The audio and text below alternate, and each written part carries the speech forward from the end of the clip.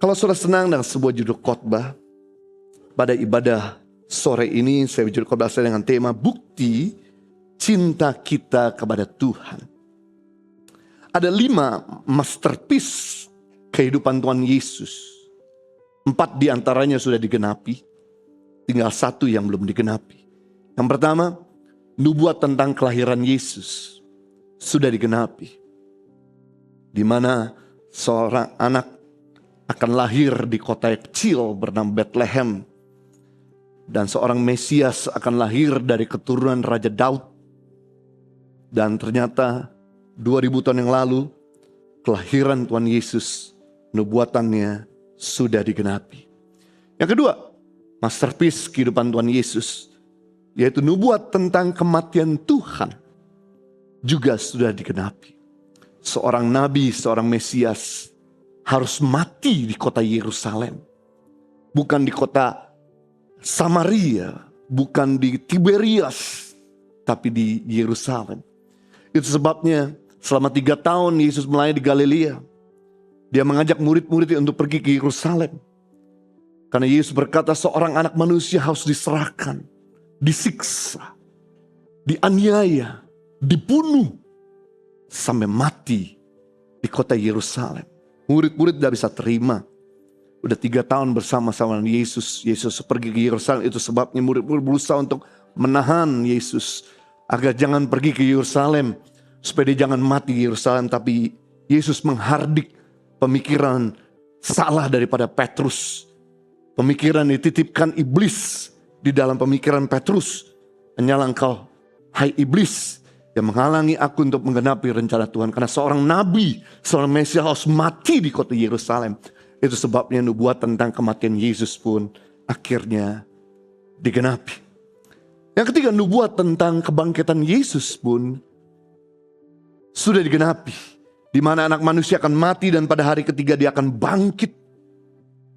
Dan benar, kebangkitannya telah mengalahkan maut, membuktikan bahwa nubuat tentang kebangkitan Yesus sudah digenapi. Yang keempat, masterpiece daripada kehidupan Tuhan Yesus, yaitu kenaikannya ke surga, juga sudah digenapi. Karena berkali-kali dia berkata, ada lebih berguna kalau aku pergi kepada Bapa. Dalam Yohanes pasal 16. Sebab kalau aku tidak pergi kepada Bapa, maka Bapa tidak memberikan roh penghibur, roh yang menolong, roh yang merawat, roh yang mendampingi kalian selama-lamanya. Kalau aku cuma bentuk dalam physically, maka kamu cuma bisa ketemu di satu tempat. Tapi kalau aku pergi kepada Bapa, maka Roh Kudus, roh yang dijanjikan itu akan tinggal di dalam diri kamu. Dan ternyata nubuat tentang kenaikan Yesus pun sudah digenapi. Tinggal 1 masterpiece daripada Tuhan Yesus yang terakhir yang belum digenapi, yaitu nubuat tentang kedatangan Yesus kali kedua. Inilah yang belum digenapi, di mana berkali-kali firman Tuhan mengatakan bahwa anak manusia akan datang seperti seorang pencuri yang akan menjemput kita semua di awan-awan. Yang seorang sedang ada di ladang, dia tiba-tiba hilang. Yang seorang ada di tempat tidur, tiba-tiba dia hilang karena dia dijemput di awan-awan pada waktu kedatangan Tuhan. Nah, kalau yang 4 sudah digenapi, maka yang terakhir pun akan segera digenapi. Antara kenaikan Yesus, saudara, dengan kedatangan Yesus kali kedua, itu ada grace period, masa kasih karunia. Inilah tempat di mana kita masih punya kesempatan bertobat. Masih punya kesempatan untuk kembali sama Tuhan. Masih punya kesempatan untuk minta pengampunan oleh Tuhan. Ini masih bisa. Tapi nanti kedatangan Yesus kali kedua, dia bukan lagi jadi baby kecil. Seperti kedatangan yang pertama kali di dunia. Yang begitu imut-imut, yang begitu lemah lembut, yang begitu lucu, yang begitu tidak berdaya. Tapi kedatangan Yesus kali kedua, dia akan datang sebagai seorang raja yang akan menghakimi setiap manusia yang ada di dunia ini. Nah, itu semua akan terjadi. Patokannya dari perang di Israel. Kita gak usah takut dengan perang yang terjadi di Ukraina. Itu bukan pemicu daripada kedatangan Tuhan kali kedua. Tapi perang di Israel merupakan pemicu kedatangan Tuhan kali kedua. Kenapa? Karena Yesus naik dari Bukit Zaitun di Yerusalem. Dan dia berjanji, aku akan turun juga di tempat yang sama. Dan Israel merupakan umat pilihan Tuhan. Yesus datang pertama kali bukan untuk Jakarta atau Indonesia. Yesus datang kali pertama bukan untuk Singapura, Malaysia, Australia. Tapi Yesus datang pertama kali untuk orang-orang Yahudi. Supaya mereka diselamatkan. Tapi karena mereka menolak Yesus. Karena mereka berpikir bahwa Yesus tukang kayu. Yesus bukan jadi raja datang jadi baby kecil. Makanya orang Yahudi menolak Yesus. Karena orang Yahudi menolak Yesus, maka keselamatan itu diberikan kepada orang-orang yang bukan Yahudi, yaitu kita. Tapi sekali lagi, kalau Yesus datang kali pertama untuk orang Yahudi, berarti kedatangan Yesus kali kedua juga untuk orang Yahudi. Karena memang dia umat pilihan Tuhan. Bagaimana caranya? Ini dia, saya jelaskan. Semua itu ada di Alkitab. Jadi apa yang saya ceritakan kira-kira gambaran yang akan terjadi ke depan. Di mana sebelum Yesus datang akan ada dua perang besar bagi orang-orang Israel. Yang pertama adalah perang Gog Magog. Perang antara kerajaan utara dan kerajaan selatan yang menyerang Israel. Gog ada kerajaan utara. Ada kerajaan Ur. Yang dari dulu juga sering menyerang Israel. Yang hari ini Uni Soviet dan Rusia. Dan juga diperkirakan Turki akan menyerang bersama-sama kepada Israel dari utara.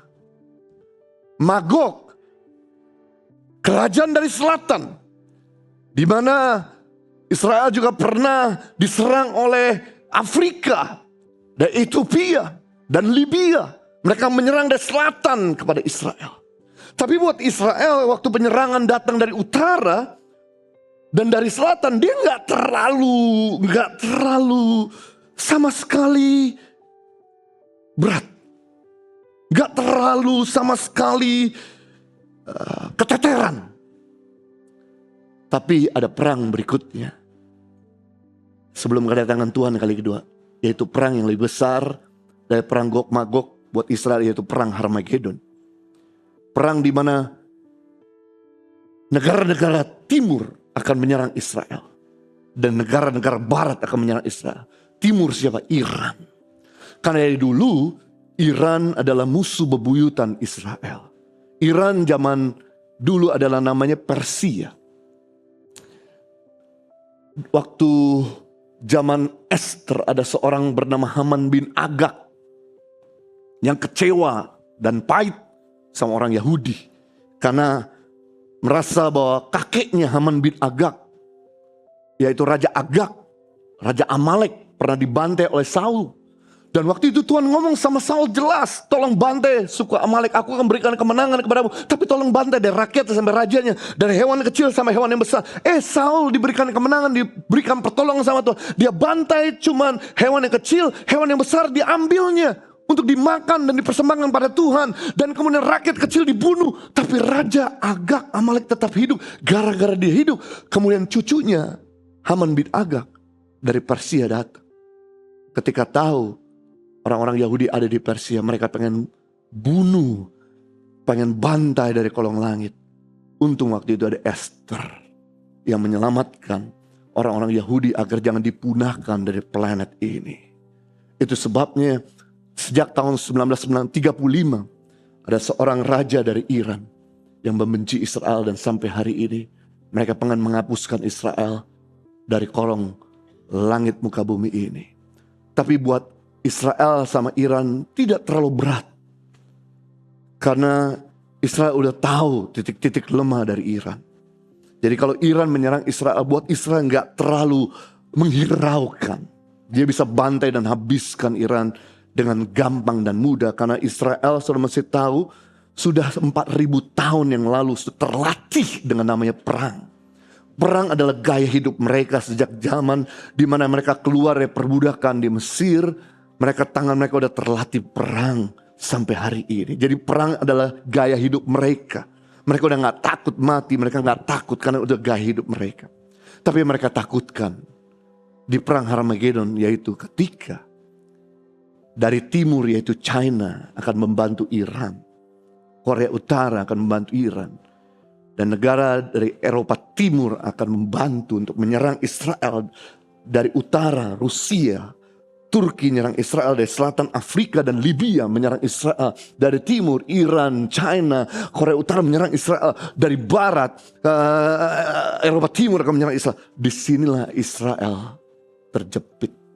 Selama ini Israel begitu mengandalkan Amerika, karena Amerika adalah mother dari Israel, mama induk, seperti induk ayam yang melindungi anak-anaknya. Jadi kalau Israel dikutik sedikit, maka Amerika bisa turun tangan. Karena orang-orang Yahudi yang menguasai ekonomi di Amerika, orang-orang Yahudi lah penguasa ekonomi di Amerika. Makanya semua presiden Amerika sebelum menjabat jadi presiden, mereka harus di screening sama orang Yahudi di Israel, di Yerusalem. Apakah mereka setuju dengan prinsip-prinsip, dengan SOP Israel sebagai pendukung negara ini? Tapi waktu itu Amerika angkat tangan. Israel dibiarkan terjepit sama berbagai negara waktu perang Gog Magog dan perang Harmagedon. Israel gak bisa lagi berharap sama Amerika dan sekutunya. Disitulah Israel mulai memanggil Allahnya orang Kristen, Yesus Kristus. Waktu mereka berseru, Jesus, Messiah, help! Yesus turun. Dan kemudian Yesus mengatakan satu patah kata, semua musuhnya dikalahkan. Israel melihat siapa sebenarnya Mesias yang sesungguhnya, yaitu Yesus yang dia salibkan dan memerintah turun ke dia bersama-sama dengan kita. Sebelum kedatangan Tuhan, ini waktunya untuk Anda sungguh-sungguh bertobat. Karena kedatangan Tuhan itu seperti seorang pencuri di malam hari yang kita tidak pernah tahu kapan tiba. Makanya kita gak bisa main-main. Ini tinggal nunggu waktu. Israel udah siap tempur dengan Iran. Tapi tunggu waktu. Kalau ini betul-betul terjadi, dia menyerang Iran, Iran dibantu Rusia, dibantu China, berarti kedatangannya semakin dipercepat. Saya sudah beritahu jauh-jauh hari kepada saudara, semua nubuatan itu ada dalam Alkitab sebagai peta apa yang akan terjadi ke depan. Mari, betapa sucinya dan kudusnya kita harus hidup, betapa benarnya kita harus hidup. Karena 4 nubuatan sudah digenapi, tinggal yang terakhir, kedatangan Yesus kali kedua akan segera digenapi. Mari saya berikan kepada saudara pengertian makna-makna hari kelahiran Yesus. Bukti Tuhan menjadi manusia, atau bukti Tuhan tidak meninggalkan kita, Immanuel yang menyertai kita. Yang kedua, hari kematian Yesus merupakan bukti kasih Tuhan kepada kita. Yang ketiga, hari kebangkitan Yesus merupakan bukti kuasa Tuhan untuk kita. Yang keempat, hari kenaikan Yesus merupakan bukti otoritas Tuhan akan surga dan bumi. Ibrani pasal 4 ayat 14, dialah Tuhan segala langit. Dialah penguasa yang ada di laut, yang ada di bumi, yang ada di langit, yang ada di jagat raya dan tata surya. Kenaikannya membuktikan dia penguasa surga dan penguasa bumi. Berikutnya, hari kedatangan Yesus yang kedua, bukti pemerintahan Tuhan segera terjadi di bumi. Kita akan bersama-sama dengan Tuhan di bumi ini untuk memerintah. Seperti biasa, karena Yesus datang dari surga ke bumi bersama-sama dengan kita. Sebelumnya kita udah dijemput di awan-awan, kita turun ke bumi. Dan kita akan memerintah di muka bumi ini bersama-sama dengan Dia. Raja segala rajanya adalah Tuhan. Perdana Menteri segala pemberian menteri adalah Tuhan Yesus sendiri. Saya akan jelaskan panjang lebar nanti di hari Minggu tentang semuanya itu. Jadi semua ini Tuhan lakukan. Kelahirannya, kematiannya, kebangkitannya, kenaikannya, kedatangannya kali. Semua ini Dia lakukan karena cintanya kepada kita. Yang Dia pikirkan adalah tentang Anda. Yang Dia persembahkan adalah untuk Anda. Saatnya dan waktunya untuk kita juga kembali mencintai Tuhan. Kita akan belajar dari seorang bernama Maria Magdalena. Bagaimana dia merefleksikan cintanya kepada Tuhan Yesus. Dan ini merupakan gambaran kita menjelang kedatangan Tuhan yang kali kedua. Sehingga kita siap ketika Yesus datang, kita dalam keadaan berkenan di hadapan Tuhan. Mari kita lihat Yohanes pasal 20 ayat 1, ayat 11 sampai 18.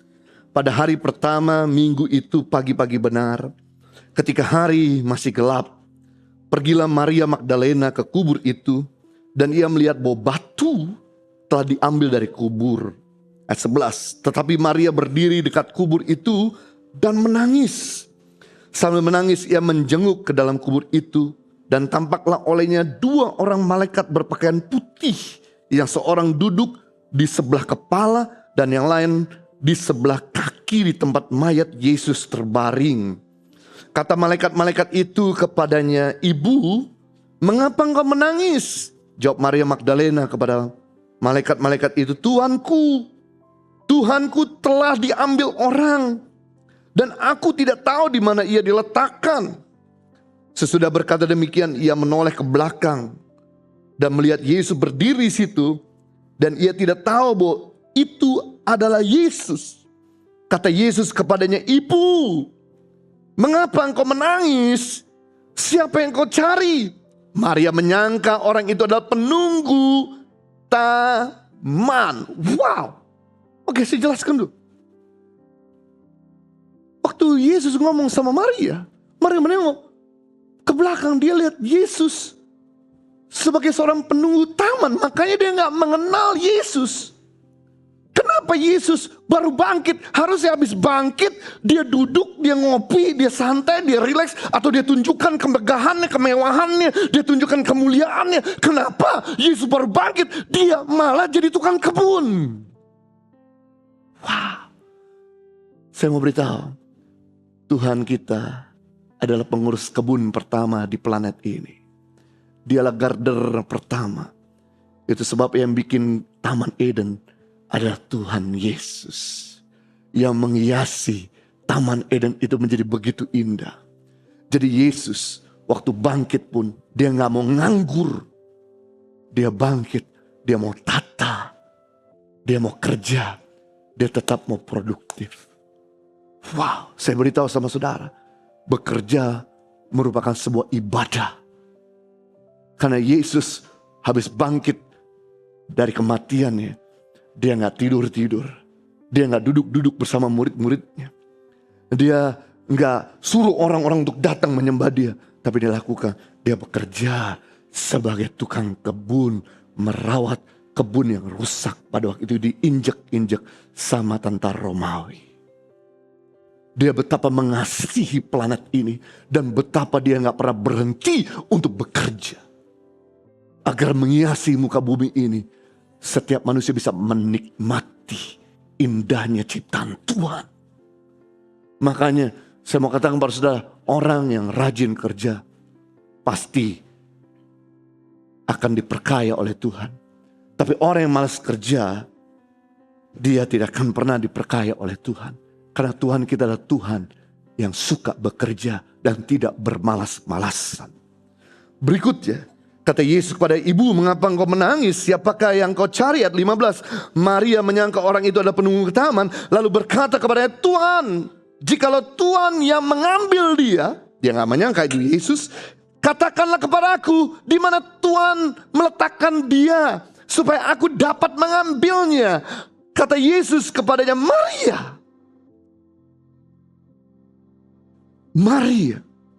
Saudara mesti tahu, kata Maria adalah kata yang paling banyak dipakai sama wanita-wanita pada zaman itu. Maria adalah nama umum yang banyak setiap ibu-ibu memberikan anaknya namanya Maria. Sama seperti kita di Jakarta, Budi, nama yang umum. Kalau di Jawa Tengah, Joko, nama yang umum. Kalau di Bali, Nyoman, nama yang umum. Sama, Maria adalah nama yang umum. Jadi waktu Yesus berkata Maria, sebetulnya di situ ada Maria yang lain. Makanya ibu Yesus disebut Maria, ibu Yohanes disebut Maria. Banyak ada Maria-Maria lainnya yang pergi ke kubur Yesus. Waktu Yesus berkata Maria, langsung dia kenal suaranya, dia panggil saya. Dia bukan panggil Maria yang lain. Dan Maria Magdalena di ayat 16 berpaling dan berkata kepadanya dalam bahasa Ibrani, Rabuni, yang artinya guru. Kata Yesus kepada Maria Magdalena, jangan engkau memegang aku, sebab aku belum pergi kepada Bapa, tetapi pergilah kepada saudara-saudaraku dan katakanlah kepada mereka bahwa sekarang aku akan pergi kepada Bapakku dan Bapamu, kepada Allahku dan Allahmu. Maria Magdalena pergi dan berkata kepada murid-murid, aku telah melihat Tuhan, dan juga bahwa Dia yang mengatakan hal-hal itu kepadanya. Nah, mungkin Anda bertanya, Pak Pendeta Jojo, kenapa Bapak membahas teks tentang kebangkitan Yesus? Ayat ini gak ada hubungannya dengan kenaikan Yesus. Kenapa Anda kok bahas tentang kebangkitan Yesus? Saudara mesti mengerti, dari kematian Yesus, kebangkitan Yesus, dan kenaikan Yesus merupakan satu kesatuan yang tidak bisa dipisahkan. Karena Yesus dimuliakan bukan pada waktu dia naik saja. Dia dimuliakan bukan pada waktu dia bangkit saja. Dia dimuliakan sejak dia mati di atas kayu salib.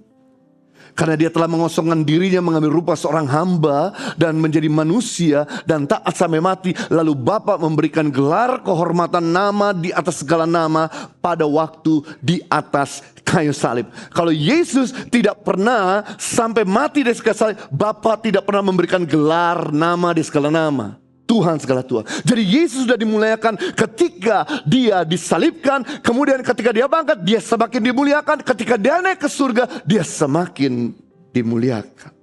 Nah, kita akan belajar dari ayat-ayat ini, bagaimana cara Maria mengasihi Tuhan Yesus menjelang kenaikannya ke surga. Sebelum kenaikannya ke surga, biarlah ini menjadi refleksi buat kita semua untuk mengasihi Tuhan menjelang kedatangan Tuhan kali yang kedua. Yang pertama, cara Maria mengasihi Tuhan saat pagi-pagi benar, Maria Magdalena datang ke kubur Yesus. Maria sangat cinta akan hadirat Tuhan. Saat pagi-pagi benar, hari masih gelap, Maria justru cari Tuhannya. Yohanes 20 ayat 1, pada hari pertama minggu itu pagi-pagi benar, hari masih gelap, pergilah Maria Magdalena ke kubur itu dan ia melihat bahwa batu yang telah diambil dari kubur. Waktu hari masih gelap, bayangkan orang biasa pergi ke kuburan tidak mungkin di tengah malam. Orang pergi ke kuburan ketika matahari sudah bersinar. Kalau Anda pergi ke kuburan sebelum matahari bersinar, yang saudara temukan adalah merinding-rinding. Yang saudara temukan adalah takutnya adalah hantu. Tapi betapa luar biasanya, padahal sehari sebelumnya dia baru saja menyelesaikan sabat. Bagi orang Yahudi sabat itu dari mulai Jumat malam jam 6 sampai dengan Sabtu malam jam 6. Orang Yahudi tidak boleh bekerja, bikin rempah-rempah, tidak boleh melakukan aktivitas, tidak boleh masak, tidak boleh jalan lebih daripada 1 kilo. Maria hanya cuma bisa duduk diam di rumah pada waktu Sabat. Tapi begitu Sabat selesai, hari Sabtu jam 6 sore, dia langsung cepat-cepat bikin rempah-rempah. Dia cepat-cepat bikin bunga-bunga. Karena tradisi Yahudi kalau datang ke kuburan dia bagi, dia taburi rempah-rempah sama seperti kita. Kalau kita berkunjung ke kuburan, kita bawa bunga, kita taburi bunga di kuburan almarhum keluarga kita. Dan ini Maria lakukan di malam Sabtu malam. Setelah Sabat selesai, dia mulai tumbuk rempah-rempah, dia mulai siapkan rempah, dia siapkan baju. Karena dia tahu pagi-pagi aku akan pergi ke kubur Tuhanku, aku cari dia, aku butuh dia, aku rindu dia. Karena sudah 24 jam aku tidak ketemu sama dia. Wah, ini bukti. Makanya Tuhan tidak tahan untuk memperlihatkan dirinya kepada Maria Magdalena, yang notabene wanita pada zaman itu kurang dianggap, yang pada waktu itu padahal Maria bukan murid Yesus yang utama, tapi karena kerinduan Maria cari Tuhan, maka Tuhan memperlihatkan dirinya. Saudara, kebutuhan utama manusia sebenarnya adalah hadirat Tuhan. Kebutuhan utama manusia bukannya harta benda. Buktinya artis-artis Hollywood seperti Elvis Presley mati karena overdosis. Seperti Whitney Houston mati karena overdosis. Menunjukkan bahwa harta kekayaan yang begitu berlimpah tidak pernah memuaskan hati seseorang. Kebutuhan utama manusia bukan paras yang elok, bukan popularitas. Buktinya sampai hari ini hampir setiap bulan ada artis Korea yang cakep, yang popularitas, mati bunuh diri, membuktikan bahwa popularitas dan wajah yang elok tidak bisa memuaskan hati seseorang. Yang memuaskan hati seseorang yaitu hadirat Tuhan. Ketika kita tidak punya hadirat Tuhan, maka hati kita akan merasa kosong, hampa. Makanya kenapa Tuhan menciptakan manusia pertama kali Tuhan taruh di Taman Eden. Karena Taman Eden adalah the moment or spot di mana kehadiran Tuhan menyentuh bumi.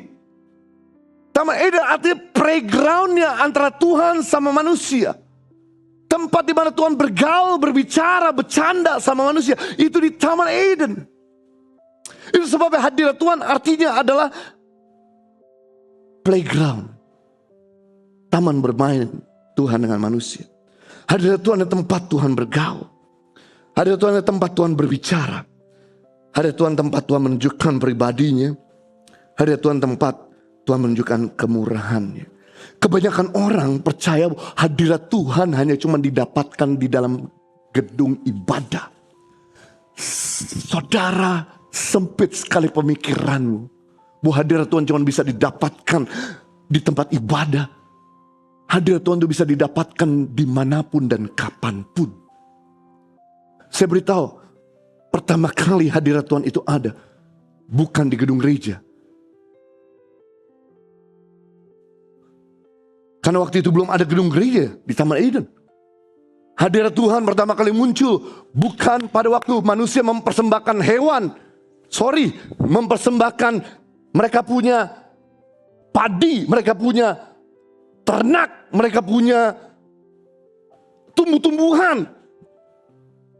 Justru hadirat Tuhan pertama kali Tuhan perkenalkan pada manusia waktu mereka bercanda berbarengan, ngobrol berbarengan, dimanapun, kapanpun, di rumah, di tempat pekerjaan, di jalan.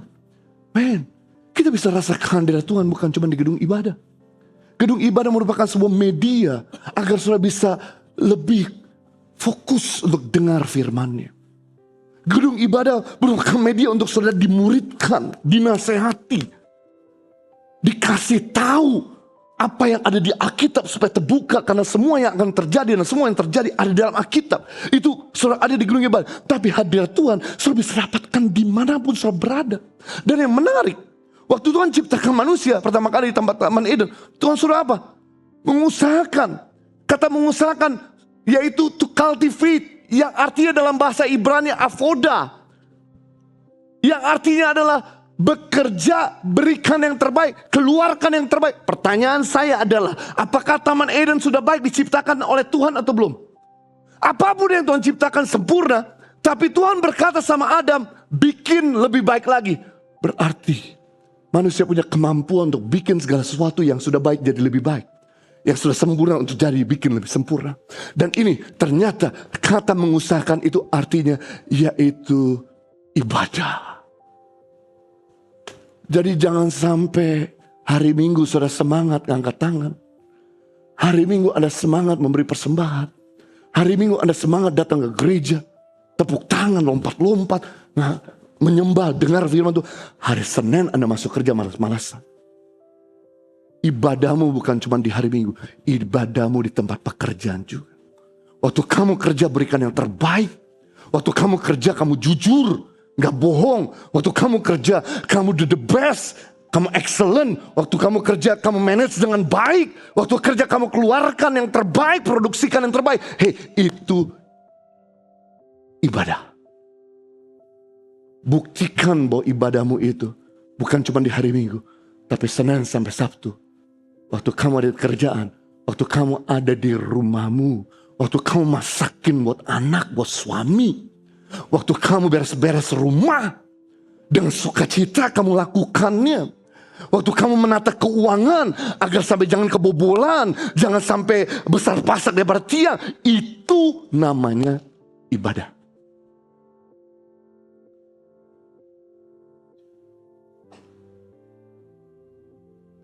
Hadirat Tuhan membuat kita puas. Hadirat Tuhan membuat kita nikmat. Berarti kalau sudah gak bisa nikmati hidup ini. Kalau sudah merasa tertekan. Kalau sudah merasa terbeban akan hidup ini. Berarti sudah sedang jauh dari hadirat Tuhan. Dan saya beritahu kepada saudara. Simple dan sederhana. 3 kata powerful di dalam hubungan. 3 kata powerful dan simple dalam membangun hubungan kepada keluargamu dan kepada Tuhan. Yang pertama, I love you. Yang kedua, forgive me. Yang ketiga, thank you. Waktu kamu ketemu Tuhan, kamu berkata, I love you God. Waktu kamu ketemu Tuhan, kamu berkata, forgive me for the thing that I made it. Waktu kamu ketemu Tuhan, kamu berkata, thank you for you have done for me. Itu yang namanya hadirat Tuhan. Itu yang membuat Tuhan bercanda, senang sama kamu, puas sama kamu. Dan saya mau beritahu dengan 3 kata ini, maka beban-bebanmu, sakit penyakitmu, kekuranganmu, segera Tuhan turun tangan. Tuhan bantu. Yang kedua, cara Maria Magdalena mengasihi Tuhan menjelang kenaikannya ke Yesus ke surga, yaitu Maria meratap ketika kehilangan Yesus. Maria menangis ketika Yesus mayatnya dipikir dicuri. Yohanes 20 ayat 11. Tetapi Maria berdiri dekat kubur itu dan menangis. Sambil menangis ia menjenguk ke dalam kubur itu. Dan tampaklah oleh 2 orang malaikat berpakaian putih. Yang seorang duduk di sebelah kepala dan yang lain sebelah kaki. Di tempat mayat Yesus berbaring. Kata malaikat itu kepadanya. Kenapa? Karena Maria begitu mengerang nangisnya. Dan malaikat itu berkata, Ibu, mengapa kamu meratap? Mengapa kamu menangis? Jawab Maria, Tuhanku telah diambil orang dan aku tidak tahu di mana dia diletakkan. Maria ketika kehilangan Tuhan, dia nangis, dia sedih, dia depres. Dia berupaya untuk terus cari.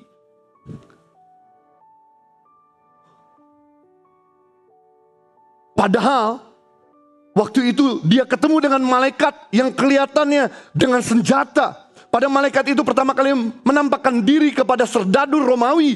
Dan serdadu Romawi dengan pedang, dengan tameng, dengan perisai, dengan baju zirahnya. Ketakutan melihat malaikat itu, lari terbirit-birit. Tapi kenapa Maria gak takut? Karena kesedihannya melampaui rasa takutnya. Itu sebabnya Maria gak takut ketemu malaikat yang kelihatannya seperti besar, tinggi, seperti menakutkan. Lalu Maria berkata, di mana Tuhanku berada? Berarti kesedihan Maria melebihi daripada ketakutan rasa takutnya. Sedangkan di sini, Petrus, murid Yesus yang nyangkal Yesus, tidak cari dan minta maaf di kuburan Yesus. Orang, kalau sudah punya ayah meninggal, Anda akan datang ke kuburan ayahmu dan berkata, "Pak, I'm sorry. Saya lukai Papa, saya nggak bisa sebelum sempat minta maaf." Petrus gak lakukan itu. Petrus malah diam di rumah, di santai-santai. Maria, ketika dia lihat bahwa Yesus tidak ada, dia sedih dan menangis. Sungguh ironis, ada begitu banyak orang Kristen ketika kehilangan Tuhan dalam hidupnya, tidak pernah menangis. Yang membuat kita kehilangan Tuhan, sudah tahu, dosa. Karena Tuhan terang, dosa gelap. Terang sama gelap gak bisa merger, gak bisa bersatu, sama seperti minyak dengan air yang gak bisa chemistry. Yang membuat Tuhan pergi daripada kita adalah dosa. Makanya yang paling ditakutkan oleh Daud dan Musa, yaitu jangan sampai rohmu pergi daripadaku. Itu yang paling ditakutkan Daud. Daud gak takut tahtanya diambil. Daud gak takut harta bendanya dicuri, dirampas. Dia gak takut sampai dia harus kehilangan segala-galanya. Yang dia takutkan yaitu ketika roh Tuhan meninggalkan dia. Karena dia pernah merasakan dimana ketika roh Allah meninggalkan dia, selama dia perang selalu menang. Tapi ketika roh Allah meninggalkan dia, tiap kali perang dia kalah. Yang membuat kemenangan Daud bukan ahli dalam bertempur, tapi Tuhan yang bersama dengan Daud. Makanya Musa berkata, "Jangan suruh saya pergi kalau kamu tidak bersama-sama dengan aku." Ironisnya kita bikin dosa, Tuhan meninggalkan kita. Kita gak pernah meratap, kita gak pernah minta ampun, kita gak pernah bertobat, kita gak pernah minta Tuhan kembali lagi sama kita. Oh my God. Harusnya kehilangan Tuhan seperti saudara itu seperti kehilangan segala-galanya. Saya beritahu, waktu Ayub kehilangan harta benda, waktu Ayub kehilangan kesehatan, waktu Ayub kehilangan 10 anak kandungnya, stresnya minta ampun. Tapi dia untung tidak kehilangan Tuhan. Gara-gara dia pegang Tuhan dengan setia selama 30 tahun, Tuhan gantikan keadaan Ayub 2 kali lipat. Kesehatannya lebih prima, anaknya dikembalikan jauh lebih cakep dan cantik, harta bendanya 2 kali lipat lebih baik dari sebelumnya. Man, kehilangan orang tuamu sedih, kehilangan orang yang kau cintai, pacarmu sedih. Tapi saya beritahu, harusnya kehilangan Tuhan lebih sedih dari semuanya itu. Kita kembali sama Tuhan. Dan buktinya, ketika Maria sedih, terus mencari Tuhan, dan Tuhan memperlihatkan dirinya kepada Maria. Ini aku, orang yang cari Tuhan, orang yang minta ampun sama Tuhan. Tuhan akan tunjukkan kemurahannya dan pribadinya. Berikut yang ketiga, yang terakhir. Bagaimana cara Maria mengasihi Tuhan? Maria ingin memegang Yesus. Maria ingin memeluk Yesus. Sementara Maria menangis dan kemudian Yesus menampakkan diri di belakang dan berkata, "Maria, mengapa kau menangis?" Langsung Maria berkata, "Rabuni, guru." Saat itu Maria gak tahan. Langsung dengan sukacitanya dia langsung mau memeluk Yesus di kaki. Yesus berkata, No, jangan sentuh aku." Jawabannya kenapa Yesus waktu itu tidak mau disentuh. Karena Yesus berkata begini. Yohanes 20 ayat 17, kata Yesus kepada, "Jangan engkau memegang aku, sebab aku belum pergi kepada Bapa. Tetapi pergilah kepada saudara-saudaraku dan katakanlah kepada mereka, bahwa sekarang aku akan pergi kepada Bapakku dan Bapakmu, dan kepada Allahku dan Allahmu." Kenapa Yesus tidak mau disentuh sama Maria? Karena Yesus sudah mau beritahu, Maria, ada lebih berguna. Yohanes 16 ayat 7. Kalau aku pergi dulu kepada Bapa. Sebab kalau aku pergi kepada Bapa, maka aku akan tinggal di dalam hatimu. Kalau Yesus tidak pernah naik ke surga, maka Yesus cuma ada dalam satu fisik. Berarti kalau kita ketemu Yesus di Jakarta, yang di Surabaya gak bisa ketemu Yesus. Kalau Yesus di Surabaya, yang di Jakarta dan Bali gak bisa ketemu Yesus. Dan kalau kita pengen ketemu Yesus di Yerusalem, maka akan amat sulit. Karena begitu banyak orang berbondong-bondong sudah booking tempat untuk dengerin khotbah Yesus. Gak mungkin kita bisa bicara face to face, eye to eye kepada Yesus. Makanya Yesus berkata, ada lebih berguna aku naik ke surga, maka aku akan datang dalam bentuk roh, ada dalam hatimu. Sehingga kita bisa ngomong face to face at any time, anywhere. Janjian sama dokter spesialis saya di Australia. Untuk janjian ketemu dokter jantung spesialis. Butuh waktu 8 bulan. Wow. Gimana kalau gue kena serangan jantung? 8 bulan lagi baru ketemu tuh dokter. Tapi saya senang. Yesus berkata, lebih berguna aku naik ke surga. Aku akan bersama-sama dengan kamu. Sehingga waktu kamu butuh pertolongan, kamu tinggal bicara di dalam hatimu. Karena lokasi Roh Kudus ada dalam hati kita. Dan ini yang terjadi. Waktu murid-murid sama-sama Yesus 3,5 tahun, hidup mereka gak banyak berubah. Petrus tetap nyangkal. Yudas tetap mengkhianati Yesus. Thomas masih tidak punya iman. Makanya Yesus ngomong, lebih berguna daripada gue tinggal sama lu 3,5 tahun, lu gak berubah. Gue naik ke surga, gue tinggal dalam diri lu, gue rubah lu dari dalam. Jadi kekristenan bukan modifikasi karakter. Tapi kekristenan bisa transformasi karakter, guys. Modifikasi, perubahan dari luar, pasang spoiler, pasang pelek racing, pasang fog lamp. Tapi mesin dan sasis masih sama tuh mobil. Kalau transformasi, rubah sasis, rubah mesin, inside out. Dan benar, waktu Roh Kudus turun masuk di dalam Petrus. Petrus yang pengecut jadi Petrus yang memberani. Filipus yang kikir jadi Filipus yang murah hati. Hidup murid-murid berubah total ketika Roh Kudus ada dalam diri mereka. Hei, hari ini kekristenan bukan bicara modifikasi karakter.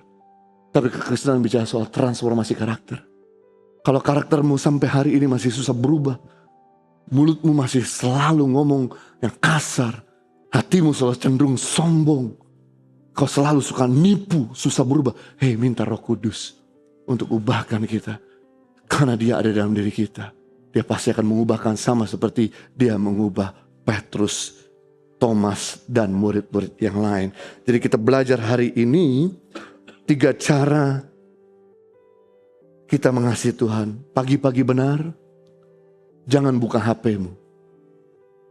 Pagi-pagi benar, datanglah kepada Tuhan. Bicara, I love you. Thank you, forgive me.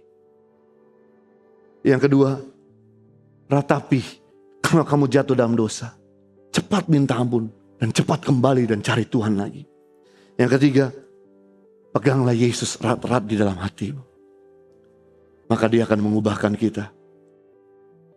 From glory to glory, success to success, victory to victorious. Mari kita berdoa. Bapa di surga, terima kasih untuk firman-Mu yang telah menginspirasi dan memberkati kami semua. Sehingga kami belajar di kenaikan Yesus ini sebuah makna yang begitu berarti. Bahwa Yesus lahir, mati, bangkit, naik, dan kembali. Untuk kali kedua, hanya untuk kami. Hanya mikirin kami.